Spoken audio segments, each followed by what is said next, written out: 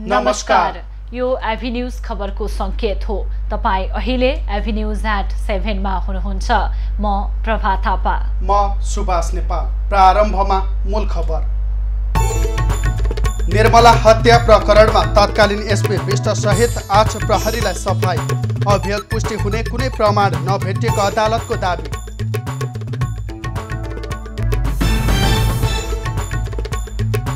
प्रहरी अधिकृतको फरक अभिव्यक्तिले सुनकाण्ड रहस्यमय बन्दै 24 घण्टामै 3 पटक फेरियो छानबिन समितिको संयोजक। यस वर्षको शैक्षिक सत्र भदौ 1 गतेबाट सुरु गर्ने सरकारको तयारी। विद्यालयमा बनाइएका क्वारेन्टिन र आइसोलेसन सेन्टर भर्ना भएका विद्यार्थीको शैक्षिक तथ्याङ्क भराउने। पछिल्लो 24 घण्टामा 274 जनामा कोरोना संक्रमण पुष्टि। काठमाडौँमा 45 संक्रमित थपिए। निको हुनेको संख्या 14,200 भन्दा बढी। चितवनको कुसुम खोलाबाट तत्काल चेपाङ समुदायलाई नहटाउन सर्वोच्चको आदेश। लकडाउन अवधिको घर भाडा नलिन आग्रह।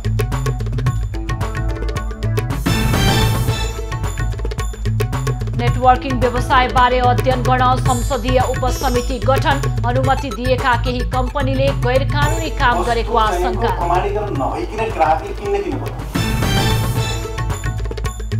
र महाधिवेशन नजिकिँदै गर्दा कङ्ग्रेसमा बढ्यो अन्तर्विरोध। नेतृत्वले एकलौटी मनोनयन गरेको पौडेल पक्षको सभापतिजीको नेतृत्वको एउटा चाहिँ गलत क्रियाकलाप। प्रवाह कञ्चनपुरकी 13 वर्षीय बालिका निर्मला पन्तको 2075 साउन 10 गते बलात्कारपछि हत्या गरिएको थियो र उक्त प्रकरणमा जोडिएका 8 प्रहरीलाई कञ्चनपुर जिल्ला अदालतले आज सफाई दिएको छ। सुभाष, मुद्दा कञ्चनपुर जिल्ला अदालतमा 2075 फागुन 22 गते दर्ता भएको थियो र यो जुन आज गरिएको फैसलासँगै निलम्बित प्रहरीलाई काममा फर्कन बाटो खुल्ने पनि बताइएको छ भने जो बलात्कारमा संलग्न व्यक्ति भने अझै पक्राउ नपरेको पनि हामीले खबरहरू प्रसारण गरिरहेका छौँ। अब खबरको सिलसिला प्रारम्भ गरौँ निर्मला हत्या प्रकरण सम्बन्धी प्रसङ्गबाट।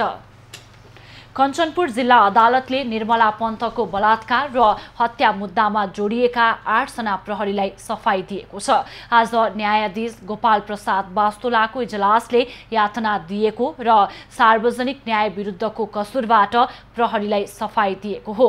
यातना दिएको अभियोग लागेका तत्कालीन कञ्चनपुर प्रहरी प्रमुख प्रहरी उपरीक्षक दिल्लीराज विष्ट, सीआईबीका प्रहरी नायब उपरीक्षक अंगुर जीसी, ज्ञानबहादुर सेठी तथा प्रहरी निरीक्षक एकिन्द्र खड्काले सफाई पाएका हुन्। त्यस्तै प्रहरी निरीक्षक जगदीश प्रसाद भट्ट, प्रहरी नायब निरीक्षक रामसिंह धामी र हरिसिंह धामी तथा प्रहरी जवान चाँदनी साउथले पनि सार्वजनिक न्याय विरुद्धको कसुर गरेको अभियोगबाट सफाई पाएका हुन्। निर्मला पन्तको बलात्कार र हत्या आरोपीको रूपमा प्रहरीले सार्वजनिक गरेका दिलीप सिंह विष्टका दाइ खड्ग सिंह विष्टले 4 जना प्रहरी विरुद्ध यातना दिएको भन्दै जाहेरी दिएपछि उनीहरू विरुद्ध मुद्दा परेको थियो।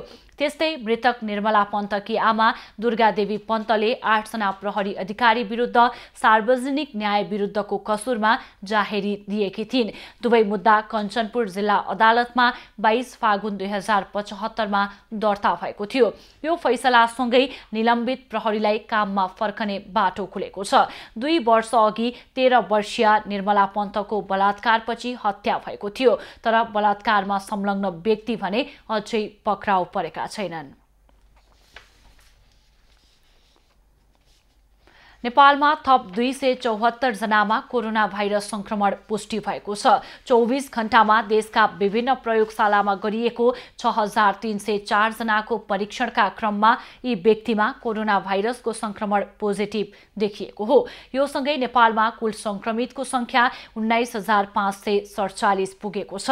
पछिल्लो 24 घण्टामा काठमाडौँ उपत्यकाका 45 जनामा कोरोना भाइरस संक्रमण पुष्टि भएको छ। काठमाडौँका 41 जना, भक्तपुरका 2 जना र ललितपुरका 2 जनामा संक्रमण पुष्टि भएको हो। कोरोना भाइरस संक्रमण निको हुनेको संख्या 14,248 पुगेको छ। पछिल्लो एक दिनमा थप 227 जना कोरोना मुक्त भएर घर फर्केका छन्। हालसम्म देशभर 3,64,648 वटा PCR परीक्षण भएका छन्। अहिले देशभरका विभिन्न आइसोलेसनमा 5,227 संक्रमितको उपचार भइरहेको छ। अहिले देशभरका क्वारेन्टिनमा 13,201 जना बसिरहेका छन्। नेपालमा हालसम्म कोरोना संक्रमणबाट 52 जनाको मृत्यु भएको छ। कोरोना संक्रमित व्यक्तिको मृत्यु भएमा मृतकबाट संक्रमण फैलिने जोखिम अत्यन्तै न्यून हुन्छ।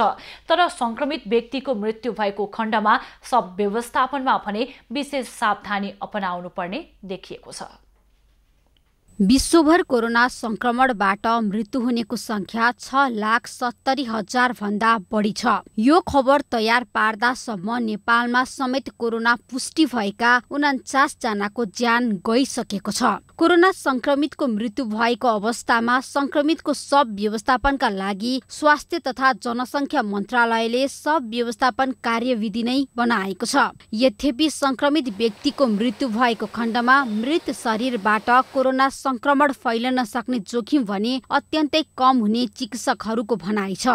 कोभिड भनेको एकअर्का मान्छेसँग सर्ने भनेको बिरामीले चाहिँ सास प्रश्वासबाट हावामा फाल्यो भने मात्रै सर्ने हो र कि त बिरामीलाई टच गर्नु पर्यो, चलाउनु पर्यो बिरामीलाई।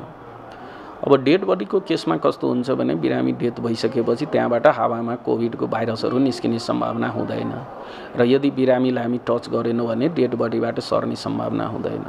कोरोना संक्रमित व्यक्तिले खोक्दा, हाछ्यौं गर्दा र्यालका छिटाबाट यो भाइरस सर्न सक्छ। तर मृत शरीरबाट यस्ता पदार्थ बाहिर निस्कन सक्ने सम्भावना नभएका कारण संक्रमणको जोखिम भने कम भएको विज्ञहरू बताउँछन्। तर संक्रमित व्यक्तिको मृत्यु भएको खण्डमा शव व्यवस्थापनमा भने सतर्कता अपनाउनु पर्ने हुन्छ, जसका लागि कोरोना संक्रमितको मृत शरीर छिटो भन्दा छिटो व्यवस्थापन तर्फ लाग्नु पर्दछ।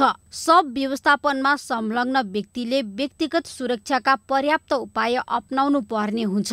व्यवस्थापन गर्ने शवलाई कम मात्रामा छुने र चलाउने गर्नु पर्दछ। यसैगरी शरीरबाट तरल पदार्थ निस्केको भए यसलाई राम्रोसँग बन्द गर्नु पर्दछ। साथै मृत शरीरलाई पानी नछिर्ने पोलिथिनमा राम्रोसँग बेर्नु पर्दछ।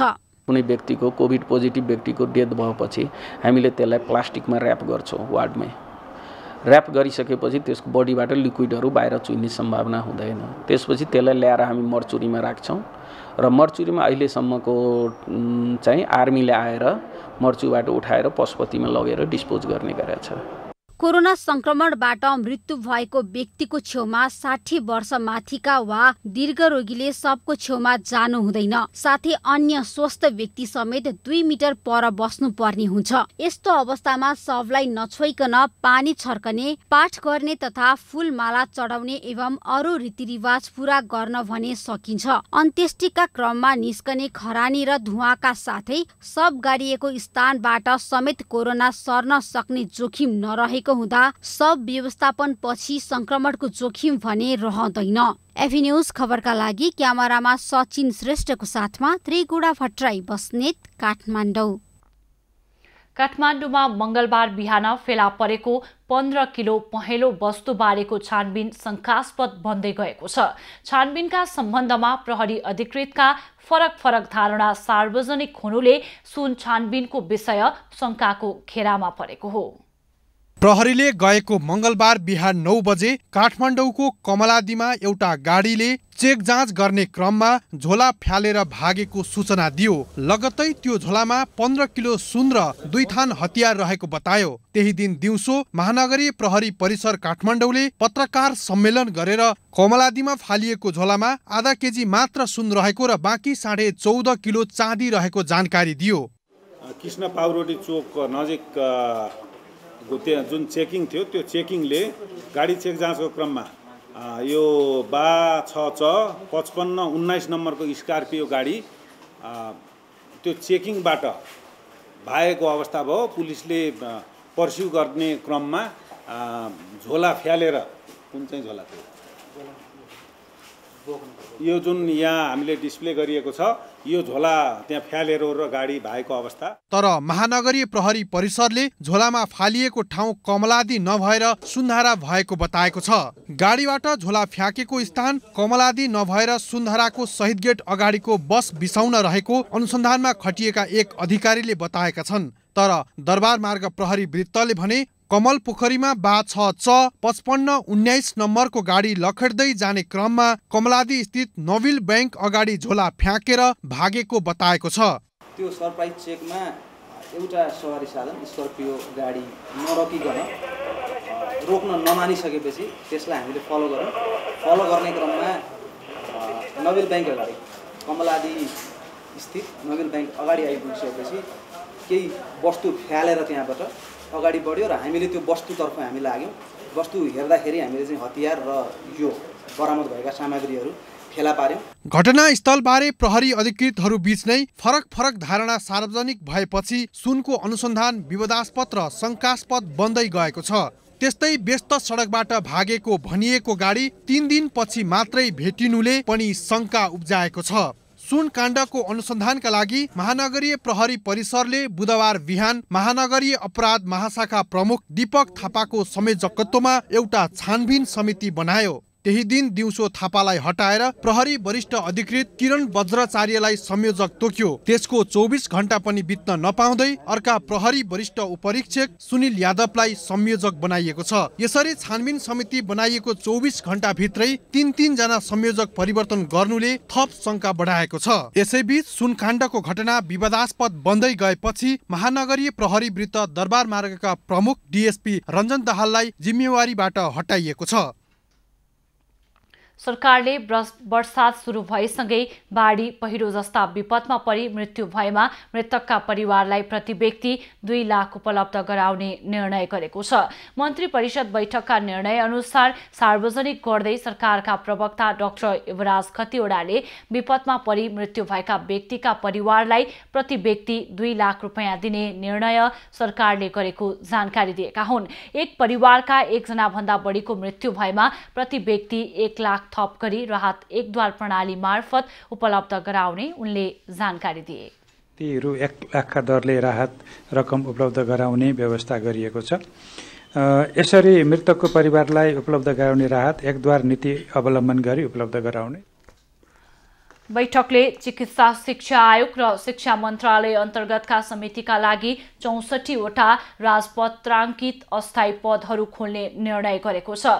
मन्त्री परिषद बैठकले भदौ 1 देखि विद्यालय भर्ना सुरु गर्ने निर्णय गरेको छ भने पठन पाठन सञ्चालन कार्य योजना बनाउने जिम्मेवारी शिक्षा मन्त्रालयलाई दिएको छ। को नतिजा परीक्षाको नतिजा प्रकाशन गर्न बाँकी रहेको भए नतिजा प्रकाशन गर्ने। 77 भदौ 1 गतेदेखि नयाँ विद्यार्थी भर्ना गर्ने र कक्षागत रूपमा विद्यार्थीको संख्यात्मक विवरण यकिन गर्ने।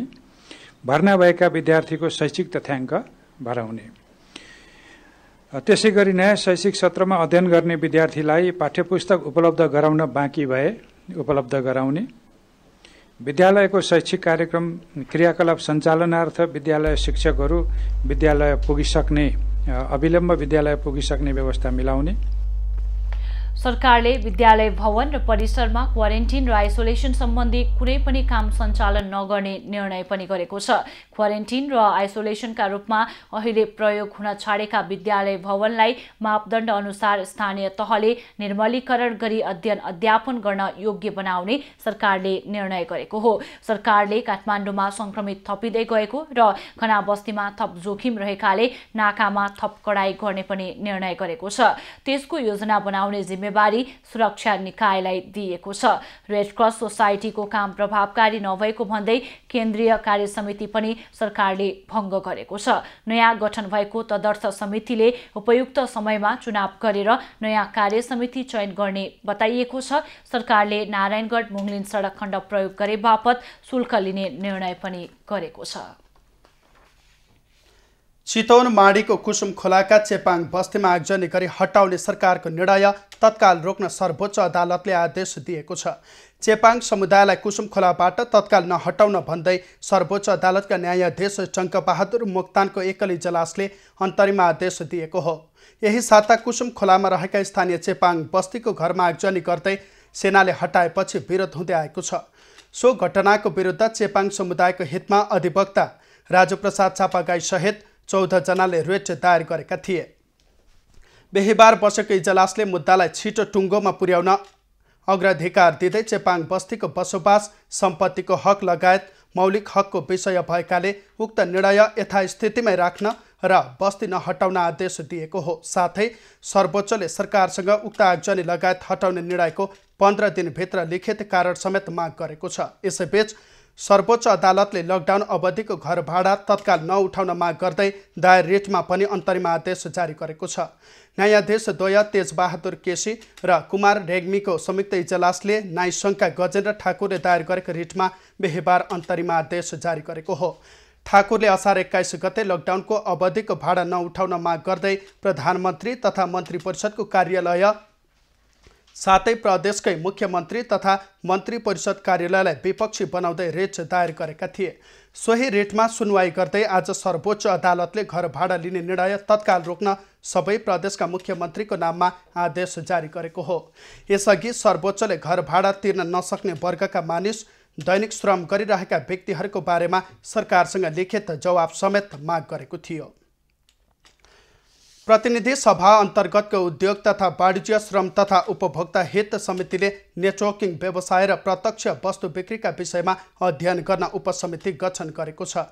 सिंहदरबारमा बिहिबार बसेको समिति बैठकले वस्तुको प्रत्यक्ष बिक्री ऐन 2074 अनुसार अनुमति पाएका कम्पनीले नेपालमा नेटवर्किङ प्रकृतिको व्यवसाय सुरु गरेको पाइएकाले सो विषयमा अध्ययन गर्न उपसमिति बनाइएको हो। उपसमितिलाई 15 दिनको समय दिइएको छ। समिति बनिन्छ। यो समितिले 15 दिनभित्र यस विषयमा सबै सम्बन्धित निकायहरूसँग पनि छानबिन गरी भेटघाट गरी फैसला लिई यसमा अहिले तत्कालै के कति जुन अवस्थामा छ त्यही अवस्थालाई काम गरी त्यसमा थपघट केही नहुने गरी यी सबै समितिलाई अध्ययन गराउने र समितिले अध्ययन गरेर जुन रिपोर्ट दिन्छ त्यो रिपोर्टलाई समितिले निर्णय गरेर पठाउने भन्ने आग्रह छ। बैठकमा उद्योग वाणिज्य तथा आपूर्ति मन्त्री लेखराज भट्टले प्रत्यक्ष बिक्री सम्बन्धी ऐन अनुसार अनुमति पाएका व्यवसायहरू मात्र सञ्चालन भएको दावी गरे। उनले कोरोना महामारीमा पनि सहज रूपमा वस्तुहरूको आपूर्ति र वितरण हुनुलाई सकारात्मक भएको बताए। मन्त्रीले अरबौं खाएर प्रत्यक्ष बिक्रीको अनुमति दिएको आरोप आफूलाई लागेको भन्दै त्यसको खण्डन समेत गरे। राष्ट्रिय समस्यामा आउने फेस गरेका छौँ। कोभिड-19 को जो छ समस्या त्यसलाई पनि आपूर्ति व्यवस्थापन सहज रूपले भइरहेछ भने यो त झन् स्याबासी दिनुपर्नेमा अब कमिसनै भन्ने कुरो भयो भने यो त अलि समस्या हो कि बुझाइमा भन्ने लाग्यो। समिति सदस्यहरूले प्रत्यक्ष बिक्रीको व्यवस्था गर्दा वस्तुको गुणस्तरमा प्रश्न उठेको बताए। वस्तुको उत्पादन र वितरणको उचित कानुन बनाउनु पर्ने भन्दै उनीहरूले पिरामिडको तरिकाले बिक्री वितरण भएको पाइए रोक्नुपर्ने सुझाव दिए। गर्नुपर्ने कारण किन पर्यो? यसको वितरण गर्नको निम्ति चाहिँ कारण किन पर्यो? यहाँ पिरामिडको शैलीमा ग्राहक बनाउँदै जाने आदित्य कुरा पनि यहाँ राख्नुभयो। त्यसपछि गएर त्यो वस्तु चाहिएको प्रमाणीकरण नभइकन ग्राहकले किन्न किन पर्यो? अनलाइनबाट सामान किन्ने कामहरू नेटवर्क काम यसले ठग्छ हैन, ठग्ने भन्ने कुरा पनि आइरहेको छ नि, क्वालिटीमा कन्ट्रोल भएन भनेको छ। त्यसकारण सरकारले हेर्ने भनेको उपभोक्ता नठगियोस् हैन, जनताले चाहिँ नि राम्रो हैन क्वालिटीको सामान पाओस्, उसले जुन पैसाको खर्च गर्छ अनुसार सामान त पाउनु पर्यो नि। त्यस्तै समिति सदस्यहरूले प्रत्यक्ष बिक्री सम्बन्धी कानुनलाई टेकेर अनुमति दिएका कतिपय व्यवसाय नेटवर्किङ व्यवसायको स्वरूपमा गएको भन्दै आपत्ति समेत जनाएका थिए। बैठकमा आपूर्ति सचिव वैकुण्ठ अर्याले प्रत्यक्ष बिक्री ऐन अनुसार 7वटा कम्पनीले इजाजत पाएर काम गर्दै आएको जानकारी दिएका थिए। कालीकोटको महाबई गाउँपालिका 7 कोटवाडामा पहिरोमा परेर 2 जना बालबालिकाको मृत्यु भएको छ। पहिरोका कारण 4 जना सामान्य घाइते भएका छन्। स्थानीय तुल महताराको घर नजिकै 6 जना बालबालिका खेलिरहेका बेला ठुलो ढुङ्गा सहितको पहिरो खस्दा 12 वर्षका गणेश महतारा र 8 वर्षकी भावना भण्डारीको मृत्यु भएको हो। 4 जना घाइते बालबालिकाको स्थानीय स्वास्थ्य संस्थामा उपचार भइरहेको छ। मङ्गलबार रातिदेखि परेको अविरल वर्षाका कारण कैलालीको जनजीवन अस्तव्यस्त बनेको छ। अत्यधिक वर्षापछि आएको बाढीले घर डुबानमा पारेसँगै जिल्लावासीको जनजीवन अस्तव्यस्त बनेको हो। बाढीमा भजनी नगरपालिका, टिकापुर नगरपालिका, लम्कीचुहा नगरपालिका, जानकी गाउँपालिका, धनगढी उपमहानगरपालिका लगायत अन्य स्थानीय पालिकामा पूर्ण तथा आंशिक गरी 6529 घरधुरी डुबानमा परेका छन्। बाढीका कारण 2 जना बेपत्ता र 3027 घर परिवार विस्थापित भएको जिल्ला प्रशासन कार्यालय कैलालीले जानकारी दिएको छ। भजनी नगरपालिका वडा नम्बर 8 सोनाफाटामा बेपत्ता भएका 3 जना मध्ये 11 वर्षीय स्केल चौधरीको शव भेटिएको छ। बेपत्ता भएका अन्य 2 जनाको खोजी जारी रहेको छ। जिल्लाको भजनी नगरपालिका क्षेत्र बाढीले सबैभन्दा बढी प्रभावित भएको छन् भने अहिले उक्त क्षेत्रमा राहत तथा उद्धारको काम जारी रहेको नगर उपप्रमुख छाया देवकोटाले बताएकी छन्। घर डुबानमा परेर विस्थापित भएका परिवारलाई हुलाकी राजमार्ग र स्थानीय विद्यालयमा राखिएको छ। उनीहरूलाई नगरपालिकाले त्रिपाल, पानी, चाउचाउ, चिउरा लगायतका राहत सामग्री वितरण गरिरहेको उपप्रमुख देवकोटाले बताइन्। बाढीका कारण सबैभन्दा बढी गर्भवती तथा सुत्केरी महिला, बालबालिका, वृद्धवृद्धाहरू मारमा परेका छन्। अविरल वर्षाका कारण बल्दे खोला र कैलाश खोलामा बाढी आउँदा अछामको रामारोशन गाउँपालिकाका 38 घर परिवार विस्थापित भएका छन्। बाढीले लाखौं रुपैयाँ बराबरको कृषि उपज बगाएको छ भने खेतीयोग्य जमिनलाई पनि क्षति पुर्याएको छ। खोलाले वर्षेनी आसपासमा रहेका खेतीयोग्य जमिन कचान गर्दै आएको छ। मङ्गलबारदेखि परेको अविरल वर्षाका कारण रामारोशन गाउँपालिकाको कैलाश खोला आसपासका ग्रामीण सडक, घर छाना, तटबन्ध, पुल पनि क्षति पुगेको छ। खोलामा पानीको बहाव बढेपछि नदी तथा खोलाको आसपासका नागरिकहरू त्रसित भएका छन्। अहिले विस्थापित परिवारलाई सुरक्षित स्थानमा राखिएको छ भने नदी तथा खोलाको आसपासमा रहेका नागरिकलाई सुरक्षित स्थानमा बस्न जिल्ला प्रशासन कार्यालयले आग्रह गरेको छ। यस्तै वर्षातका कारण जिल्लाका विभिन्न स्थानहरूका ग्रामीण सडकहरू समेत पहिरोले अवरुद्ध बनाएको छ। प्रभा कोरोना संक्रमणका कारण नेपालका सबै क्षेत्र लगभग 4 महिना बन्द रहे र पछिल्लो समय सरकारले लकडाउन खुकुलो गरेसँगै त्यस्ता प्रभावित भएका क्षेत्रहरू चाहिँ बिस्तारै सञ्चालनमा आउन थालेका छन्। हो सुभाष, लकडाउन खुलेसँगै आजबाट होटल तथा रेस्टुरेन्टहरू पनि सञ्चालनमा आएका छन्। त्यसैगरी तारे होटलको हकमा भने खोल्ने या नखोल्ने भन्ने निश्चित नभइसकेको र होटलहरू बीच पनि अस्वस्थ प्रतिस्पर्धा हुन्छ कि भन्ने चिन्ता पनि व्यक्त गरिएको छ। अब यसै सम्बन्धी थप खबर। कोरोना भाइरस रोकथाम तथा नियन्त्रणका लागि सरकारले देशभर लागू गरेको लकडाउनको 4 महिनापछि होटल तथा रेस्टुरेन्ट व्यवसाय सञ्चालनमा आएका छन्। होटल व्यवसाय सञ्चालनमा आए पनि अन्तर्राष्ट्रिय हवाई उडान सुचारू नहुँदासम्म ठूला होटलहरूले ग्राहक नपाउने निश्चित छ। हवाई उडान सुचारू भएपछि पनि ग्राहक कम हुने भएकाले होटलहरूबीच अस्वस्थ प्रतिस्पर्धा हुन सक्ने सम्भावना देखिएको व्यवसायीहरूले बताएका छन्। सरकारले साउन 6 गतेबाट औपचारिक रूपमा बन्दाबन्दी नरहेको घोषणा गर्दै विभिन्न क्षेत्रलाई सुचारू गराएको थियो। त्यस्तै साउन 15 गतेदेखि पर्यटन क्षेत्र सञ्चालन गर्न स्वीकृति दिने निर्णय समेत गरेको थियो। त्यसैले आजदेखि होटल तथा रेस्टुरेन्ट लगायत ट्रेकिङ, ट्राभल र पर्वतारोहणका कार्यालयहरू सञ्चालनमा आउने भएका छन्। सरकारले पर्यटन क्षेत्रलाई सुचारू गर्न दिए पनि होटल सञ्चालन गर्न समस्या रहेको होटल व्यवसायीहरूले बताएका छन्। खास गरी तारे होटलका ग्राहक पर्यटक नभएकाले अन्तर्राष्ट्रिय उडान सञ्चालन नहुँदासम्म होटल सञ्चालन गर्नुको कुनै अर्थ नभएको व्यवसायीहरूले बताएका छन्। बाह्य उडान सञ्चालनमा आएपछि पनि पर्यटक आउने सम्भावना कम भएकाले होटलमा ग्राहक नै नहुने हो कि भन्ने चिन्तामा व्यवसायीहरू छन्। व्यवसायीहरूले पर्यटकको सङ्ख्या बढाउन अन्तर्राष्ट्रिय बजारमा नेपालमा कोभिड-19 को सङ्क्रमणको जोखिम कम रहेको सन्देश सरकारले प्रवाह गर्नुपर्ने बताएका छन्। व्यवसायीहरूले अन्तर्राष्ट्रिय उडान सुचारू भएपछि केही पर्यटक आउन सक्ने भएकाले ती पर्यटकलाई आफ्नो होटलमा तान्न 5 तारे होटलहरू बीच प्रतिस्पर्धा हुन सक्ने देखिएको बताएका छन्। सीमित ग्राहकलाई आफूतिर तान्न होटलहरू बीच अस्वस्थ प्रतिस्पर्धा हुने सम्भावना रहेको पनि होटल व्यवसायीहरू बताउँछन्। उसको बिजनेस म तान्छु, उसको यताको बिजनेस यता तानी भने त्यो किसिमले गर्यो भने हामीले हाम्रो यो होटल इन्डस्ट्री बिगार्छौँ। So rate is one of the criteria. Secondly सर्भिसमा कहिले पनि कम्प्रोमाइज गर्नु हुँदैन। कोभिड-19 संक्रमणको जोखिमका कारण पूर्ण क्षमतामा होटल सञ्चालन गर्न सक्ने अवस्था पनि छैन। यसबाट होटलको सञ्चालन लागत बढ्नेछ। त्यसैले खर्च उठाउनका लागि पनि होटलहरू बीच अस्वस्थ प्रतिस्पर्धा हुने सम्भावना देखिएको छ। सोल्टी होटलका उपाध्यक्ष सुदर्शन चापागाईले होटलहरू बीच अस्वस्थ प्रतिस्पर्धा भएकाले होटलहरूको सुविधा कटौती हुन सक्ने सम्भावना रहेको बताए। त्यसैले सरकारले नै न्यूनतम स्तर तोकेर होटलहरूलाई निर्देशन दिन सके सम्भावित अस्वस्थ प्रतिस्पर्धामा कमी आउन सक्ने चापागाईले बताए। त्यो कस्ट कम गरेपछि बल्ल तपाईँको चाहिँ रेभेन्यू त्यो मार्जिन हुन्छ नि त। त्यसले गर्दाखेरि त्यो सम्भावना भएको भएर एकदमै अनहेल्दी कम्पिटिसन हुन सक्ने चान्सेस चाहिँ देखिएको छ। त्यसलाई चाहिँ प्रत्येक अर्गनाइजेसनले प्लस एउटा गभर्मेन्टले चाहिँ एसओपीज बनाइदिएर चाहिँ यति मिनिमम चाहिँ बेयर मिनिमम स्ट्यान्डर्ड चाहिँ यो हो है भन्ने किसिमले तोक्यो भने त्यो अनहेल्दी कम्पिटिसन चाहिँ कम हुन सक्ने चान्सेस हुन्छ। पाँचथारे होटलका लागि मुख्य बजार भारत र चीन भएकाले पनि यी दुई देशको स्थिति सामान्य नहुँदासम्म पर्यटक कम सङ्ख्यामा आउने अनुमान व्यवसायीहरूको रहेको छ।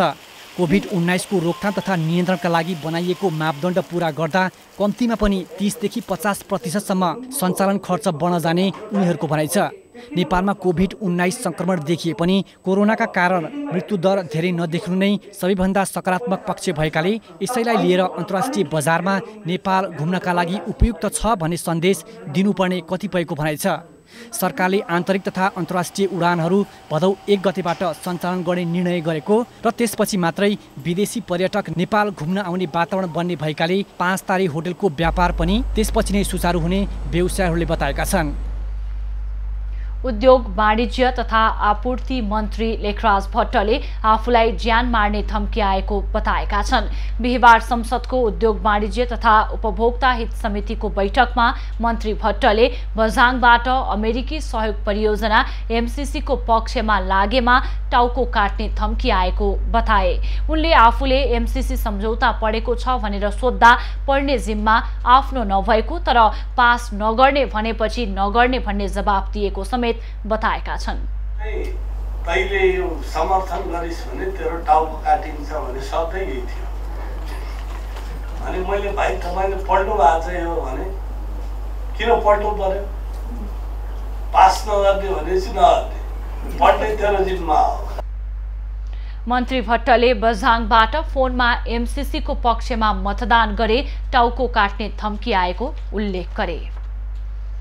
नेपाली कांग्रेसका वरिष्ठ नेता रामचन्द्र पौडेल समूहले सभापति शेरबहादुर देउवाले पार्टीमा एकलौटी निर्णय गरेको भन्दै सार्वजनिक रूपमा असन्तुष्टि जनाएको छ। आज पार्टी कार्यालय सानेपामा पत्रकार सम्मेलन गर्दै पौडेल समूहले सभापति देउवाले पद र प्रलोभन बाँडेर विधान र पार्टीको निर्वाचन आचार संहिता विपरीत काम गरेको आरोप पनि लगाएको हो। पत्रकार सम्मेलनमा पौडेलले वर्तमान सभापति शेरबहादुर देउवा काम चलाउ सभापति भएको उल्लेख गर्दै काम चलाउले सीमित काम मात्र गर्न पाउने बताएका छन्। गर्नुपर्ने बेलामा नगर्ने, नगर्नु पर्ने बेला गर्ने, यो उल्टो काम भएको छ। सबभन्दा जुन काम जुन समयमा गर्नु पर्थ्यो त्यो समयमा नगर्ने, जुन समयमा अहिले आएर गर्न हुन्थेन यो समयमा आएर गर्ने, यो सबभन्दा पार्टीको चाहिँ एउटा विपरीत चाहिँ गतिविधि र पार्टी सभापतिजीको चाहिँ नेतृत्वको एउटा चाहिँ गलत क्रियाकलाप चाहिँ अहिले चाहिँ त्यसबाट हामी एकदम चाहिँ आपत्ति हामीले त्यसलाई गरेका छौँ। 2076 फागुनमै देउवाको पद अवधि सकिएको उल्लेख गर्दै पौडेलले विधान उल्लङ्घन गरी अन्धाधुन्दा तरिकाले पद र प्रलोभन बाँडेको आरोप लगाएका छन्। पौडेलले पार्टी सभापति देउवाले पार्टीको विधान मिच्दै गएकाले त्यसको प्रतिरोध गर्नु परेको भन्दै प्रतिरोध अभियान 14औं महाधिवेशनसम्म जारी रहने पनि उल्लेख गरे। सम्मेलन मार्फत पौडेल र महामन्त्री कोइरालाले हस्ताक्षर गरेको विरोध पत्र समेत सार्वजनिक गरेको छ। विरोध पत्रमा देउवाले चालेको कदम तत्काल खारेज गर्न समेत पौडेल पक्षका नेताहरूले माग गरेका छन्। पत्रकार सम्मेलनमा महामन्त्री डाक्टर शशाङ्क कोइराला, पूर्व महामन्त्री प्रकाश मान सिंह, नेताहरू अर्जुन नरसिंह केसी, डाक्टर मिनेन्द्र रिजाल, चन्द्र भण्डारी लगायत उपस्थित थिए। नेपाली कांग्रेसको अनुशासन समितिबाट कारबाहीमा परेका नेता गोविन्दराज जोशीले विरोधी कार्यकर्तालाई तर्साउन आफूलाई कारबाही गरिएको टिप्पणी गरेका छन्। उनले पार्टी सभापति शेरबहादुर देउवा र वरिष्ठ नेता रामचन्द्र पौडेलको कदमका विरुद्धमा बोल्नेलाई तर्साउन आफूलाई कारबाही गरिएको बताएका हुन्। आफ्ना मान्छेलाई पार्टीमा टिकट दिएर कार्यकर्तालाई रुवाउनु हुँदैन भन्ने आवाज उठाउने र अन्यायको विरुद्धमा बोल्नेहरूलाई तर्साउन आफूमाथि कारबाही भएको उनको दाबी छ। अगाडिदेखि बोलिरहेका यिनीहरूलाई के रहेछ भन्दाखेरि यो गोविन्दराज जोशीलाई मलाई त वास्तवमा मलाई एट्याक गर्ने भन्ने कुरा अब निर्णय गर्ने कुरा एउटा कुरा हो होइन। त्यो मलाई एट्याक गरिसकेपछि अनि त्यो चाहिँ मलाई एट्याक गरिसकेपछि चाहिँ अब अरूलाई तर्साउन त सहिलो हो नि त। नेता जोशीले आफूमाथि कारबाही गर्ने निर्णय र पार्टीमा केही मानिसहरूलाई प्रवेश गराउने कार्यले पार्टीभित्र इमानदार र निष्ठावान कार्यकर्ताको उपस्थिति नहुने निश्चित भएको पनि बताए। पार्टीलाई केही मान्छेहरूको नियन्त्रण र गठबन्धनको गुटको रूपमा विकास गरेको उनको आरोप छ। हरेक वर्ष हजारौं नेपाली युवाले रोजगारीका लागि आफ्नो देश छाड्छन्, तर एकजना यस्ता विदेशी नागरिक छन् जो नेपालमा बसेर विदेशमा रहेका नेपालीलाई कला र गला मार्फत स्वदेश फर्कन आग्रह गर्छन् र नेपाली संगीत र संस्कृतिको विश्वमा प्रचार प्रसार पनि गर्छन्।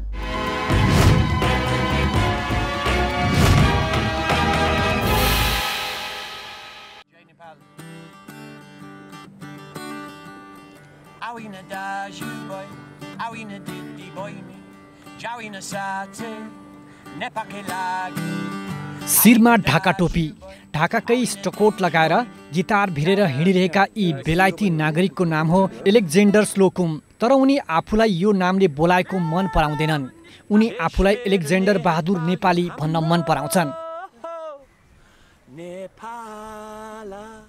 सन् 2012 मा पहिलो पटक नेपाल आएका उनलाई नेपालको प्रकृति र आतिथ्यता मन परेर हरेक वर्ष नेपाल घुम्न बुझ्न आउन थाले। उनी हालसम्म 8 पटक नेपाल आइसकेका छन्। नेपाली कल्चर, नेपाली जिन्दगी धेरै धेरै धन्यवाद, धेरै धेरै मन पर्छ। नेपाल आएर यहाँका विभिन्न क्षेत्रमा पुगी नेपाली भाषा, संस्कृति र सङ्गीत सिक्नु उनको रुचि हो। उनले हालसम्म 1 दर्जन बढी नेपाली गीत सिकिसकेका छन् भने आफैले 2 वटा नेपाली गीत बनाएका पनि छन्। उनले नेपाली सङ्गीत सिकेका मात्र छैनन्, विश्वका जुन जुन देश र सहरमा पुग्छन् त्यहाँ उनले नेपाली सङ्गीत र प्रकृतिको प्रचार प्रसार पनि गर्छन्। लन्डन, फ्रान्सको पेरिस लगायतका झन्डै 1 दर्जन सहरमा पुगेर नेपाली गीत गाइसकेका छन् र छिट्टै नेपाली सङ्गीत महोत्सव गर्ने उनको योजना छ।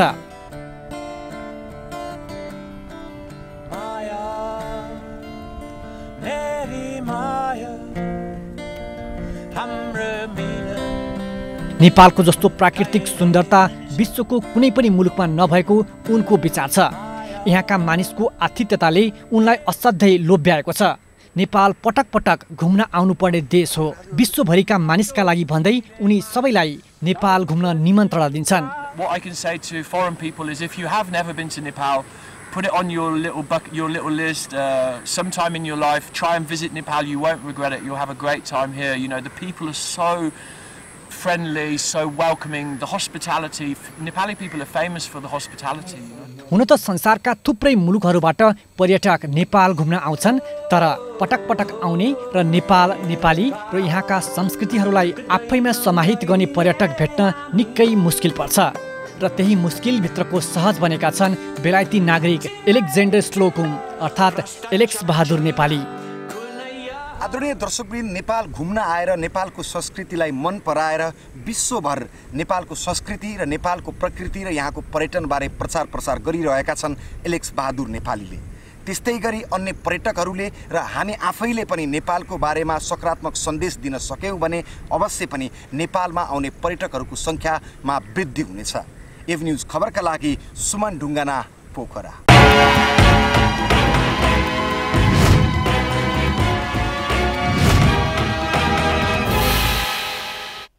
बसन्तपुरमा रहेको महेन्द्रेश्वर महादेवलाई आज पञ्चामृत स्नान गराइएको छ।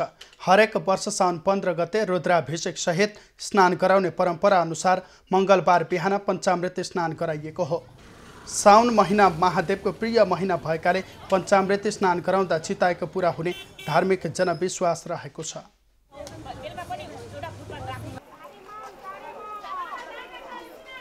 हामीले यो देशमा कुनै पनि महामारी नहोस्, कोरोना नआओस् र भगवानले सबैको रक्षा गरून्, सबैलाई सर्वपुटी देऊन् र जुन अब यो हाम्रा यो देशका ठुल्ठुला मान्छेले जति पनि देश बेचेर खान खोजिरहेका छन्, हाम्रो देश कसैले पनि बेच्न नसकोस्, जसले देश बेच्न खोज्छ त्यसलाई महादेवले भस्म गरोस् भनेर चाहिँ आज मैले प्रार्थना गरेको भगवानलाई। साउन महिनामा महेन्द्रेश्वर महादेव मक्खन पशुपतिमा विशेष पूजा हुने गर्दछ।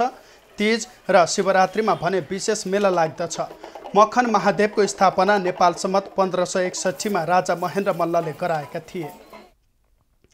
बाराको जितपुर सिमरा उपमहानगरपालिका पथलैयाका बासिन्दाले 50 वर्ष बित्दा पनि जमिनको स्वामित्व पाउन सकेका छैनन्।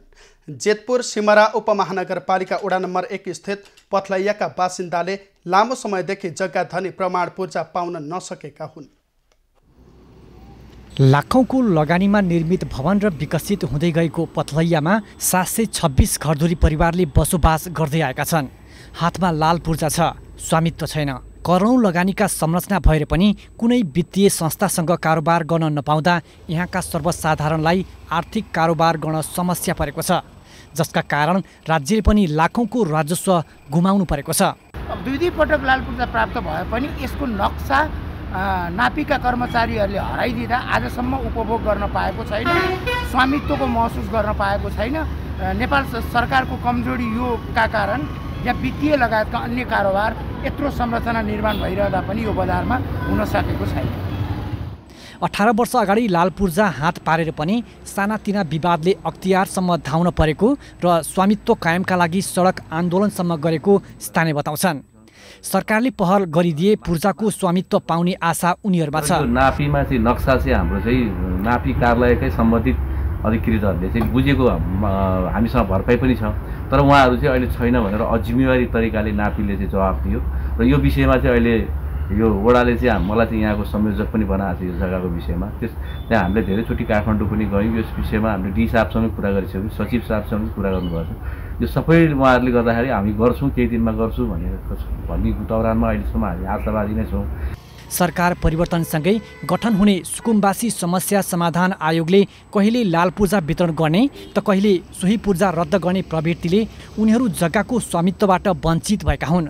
पूर्व पश्चिम राजमार्गको निर्माणसँगै 2021 सालदेखि सडकका दुवै किनारामा होटेल व्यवसाय सञ्चालन गर्दै आएका स्थानीयले 2055 सालमा सुकुम्बासी समस्या समाधान आयोगले वितरण गरेको जग्गाधनी पूर्जा र 2067 सालमा आयोगले माग गरेको प्रमाण पुर्याई हालसम्मको 18,52,416 रुपैयाँ राजस्व समेत दाखिला गरिसकेका छन्। इन्दिप कोइराला, बारा। वर्षौंदेखि जिडा रहेका तटबन्ध मर्मत गरेपछि महोत्तरीका 44 गाउँका बासिन्दाले सुरक्षित महसुस गरेका छन्। महोत्तरीको रातो, मराहा र बिघे नदीमा तटबन्ध मर्मत भएपछि तटीय क्षेत्रमा जोखिम कम भएको हो। महोत्तरीको रातो, मराहा र बगी नदीमा तटबन्ध निर्माण भएपछि बाढीबाट स्थानीय सुरक्षित भएका छन्। जीर्ण भइसकेको तटबन्ध भत्किने हो कि भन्ने डरले त्रसित भएका तटीय क्षेत्रका 44 गाउँका बासिन्दालाई तटबन्ध मर्मतले खुसी बनाएको हो। 50 सालको बाढीपछि जिल्लावासीले 27 वर्षदेखि यही नियति भोग्दै आएका छन्। अहिले पनि 44 गाउँ बाढीको उच्च जोखिममा छन्। बाढीले भत्काएको ठाउँ-ठाउँको तटबन्ध मर्मत सम्भार र निर्माण गर्न सकिएको थिएन, तर यो पटक जनताको तटबन्ध फिल्ड कार्यक्रम मार्फत मर्मत भएपछि स्थानीयमा त्रास कम भएको छ। सङ्घका यो सरकारले यसलाई तपाईँको मजबुत रूपमा यसको ठोस डिपिआर अहिले बनि पनि सकेको छ। मैले 2.5 अरबको डिपिआर मैले सुनेको छु। त्यसलाई व्यवस्थित कार्यान्वयन गर्न सकेन भने यो क्षेत्रका जनता विगतको भन्दा धेरै दुखी र प्रभावित हुन्छ। जनताको तटबन्ध कार्यालयले रातो, महरा र बगी नदीहरूमा सर्भिस रोड मर्मत तथा ग्राभेल लन्चिङ र रिभेन्टमेन्ट सहितको तटबन्ध निर्माण गरेको हो। तारजाली सहितको तटबन्ध र स्पर निर्माण, हिउँ पाइप कल्भर्ट निर्माण, बोरा जाली सहितको तटबन्ध तथा चेनलाइजेसन गर्ने काम पनि कार्यालयले गरेको छ। ओली, रातो र मरा नदीमा गरी तीनटै नदीमा गरी जम्मा 4000 मिटर 4 किलोमिटर तार जाली सहितको पक्की बाँध बनाएको छ। त्यसबाट जलेश्वर नगरपालिका लगायत महोत्तरीका 15वटै स्थानीय निकाय चाहिँ धेरै वडाहरू सुरक्षित भएको छ। कार्यालयले बाढीबाट कटान गरिएका रातो महरा र बग्गीमा 71 ठाउँमा 29 करोड 17 लाख 62,578 को लागतमा 12,477 मिटर तटबन्ध निर्माण तथा मर्मत सम्भार गरेको छ। नदी संरक्षण कार्यक्रम अघि बढ्न नसकेका कारण महोत्तरीमा चुरेको शिरदेखि 10 गजासम्मका भूभाग बाढीको जोखिममा छ। तटबन्ध नहुँदा बाढी बस्तीमा पस्दै आएको थियो। कमलेश मण्डल, महोत्तरी। सप्तरीमा कोशी कटानले पारेको प्रभावको आज सुरक्षा प्रमुखहरूले स्थलगत अनुगमन गरेका छन्। सप्तरीका प्रमुख जिल्ला अधिकारी शङ्कर हरि आचार्य नेतृत्वको टोलीले तिलाठी, कोइलाडीको कुसाहा र हनुमाननगर कङ्कालिनीको डलबामा कोशीले कटान गरेको क्षेत्रको अवलोकन गरेको हो।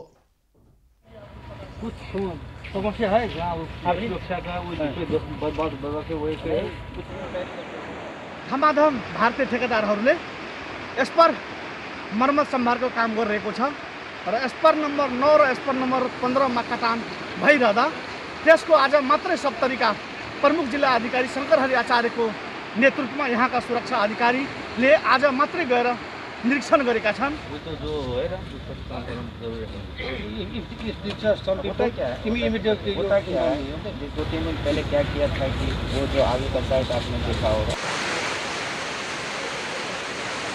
भारतीय पक्षबाट भइरहेको कामहरूको बारेमा हामी प्रत्यक्ष रूपमा आफै निरीक्षण गरिरहेका छौँ र उहाँहरूलाई काम गर्ने वातावरण हामी बनाइरहेका छौँ र उहाँहरूले अहिले चाहिँ काम गरिरहेको स्थिति छ।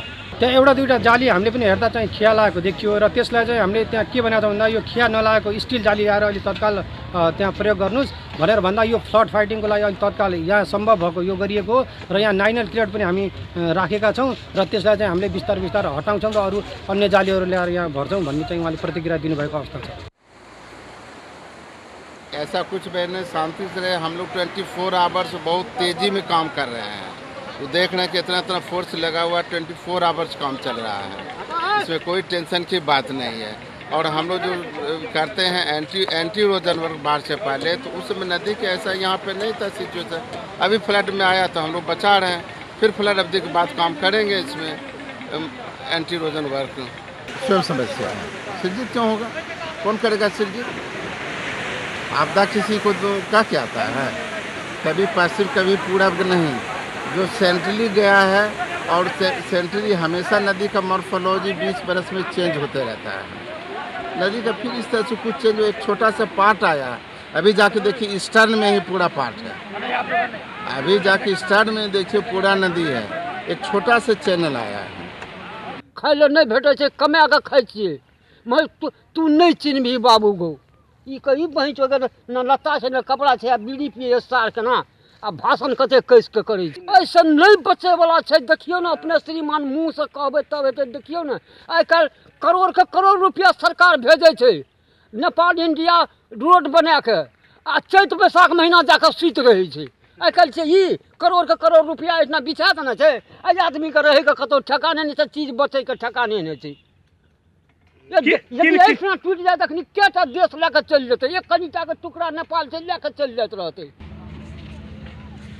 र सकेसम्म हामी चाँडोभन्दा चाँडो बाद मर्मत गरेर नेपाली जनतालाई जोगाउने कुरा गरिराख्नु भएको छ।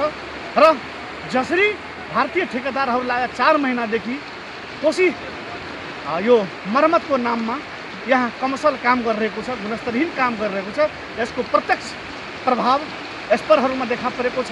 गुणस्तरहीन कामका कारण एस्परहरू भत्किने कर्म सुरु भइसकेको छ। यसले गर्दा पश्चिमी तर्फ खतरामा बढेको छ।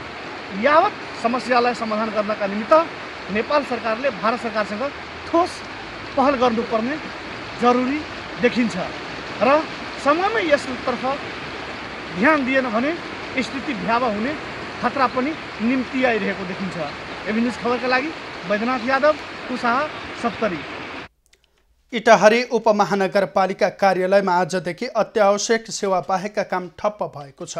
उपमहानगरपालिका कार्यालयमा कार्यरत एक कर्मचारीमा कोरोना भाइरस संक्रमण पुष्टि भएपछि बसेको सुरक्षा निकायको बैठकले अत्यावश्यक सेवा बाहेकका काम बन्द गर्ने निर्णय गरेको हो। अत्यावश्यक काम बाहेक ओडा कार्यालयहरू पनि बन्द गर्ने निर्णय बैठकले गरेको नगर प्रमुख द्वारिकालाल चौधरीले जानकारी दिए। PCR रिपोर्ट नआउन्जेलसम्मका लागि हाम्रो इटहरी उपमहानगरपालिका मुख्य कार्यालय र वडा कार्यालयहरू यो कुरा अनिश्चितकालको लागि बन्द गर्ने निर्णय गरेका छौँ। हाट बजारलाई हामीले बन्द गर्ने निर्णय गरेका छौँ र पसलहरूलाई चाहिँ के अरे स्वास्थ्यको प्रोटोकल मापदण्ड अप्नाएर मात्रै त्यसलाई दोकान पसलहरू खुला राख्नको लागि हामीले निर्णय गरेका छौँ।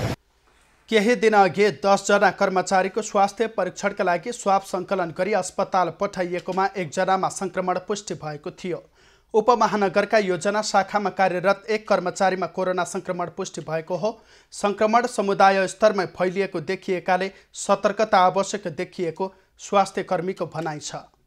कोभिड-19 चाहिँ संक्रमण चाहिँ लोकल लेभलमा अथवा कम्युनिटी ट्रान्समिसन सेक्टरमा चाहिँ गइसकेको छ भन्न सकिन्छ र अब आगामी दिनमा चाहिँ कम्युनिटीलाई चाहिँ जोगाउनको निमित्त सावधानी अपनाउनको निमित्त विभिन्न निर्णयहरू चाहिँ उपमहानगरपालिकाले गरेको छ। कर्मचारीमा संक्रमण पुष्टि भएसँगै उनको सम्पर्कमा आएका व्यक्तिहरूको स्वाब सङ्कलन गरी परीक्षणको तयारी गरिएको छ। बैठकले नगरमा थप सुरक्षा सतर्कता अपनाउने निर्णय पनि गरेको छ। बैठकले सतर्कता अपनाएर मात्रै व्यापार व्यवसाय सञ्चालन गर्न समेत अनुरोध गरेको छ। अब पालो एभिन्यूज एट मौसमको। एभिन्यूज एट मौसमको साथमा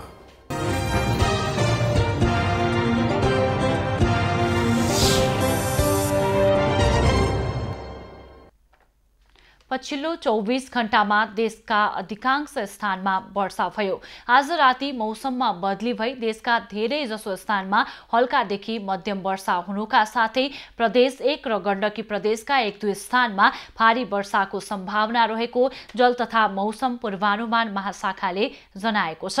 काठमाडौँ उपत्यकाको आजको अधिकतम तापक्रम 27 डिग्री सेल्सियस र न्यूनतम तापक्रम 20 डिग्री सेल्सियस मापन गरियो। आज देशभरको मौसम कस्तो रह्यो त हेरौं देशका विभिन्न स्थानको मौसमी अवस्था।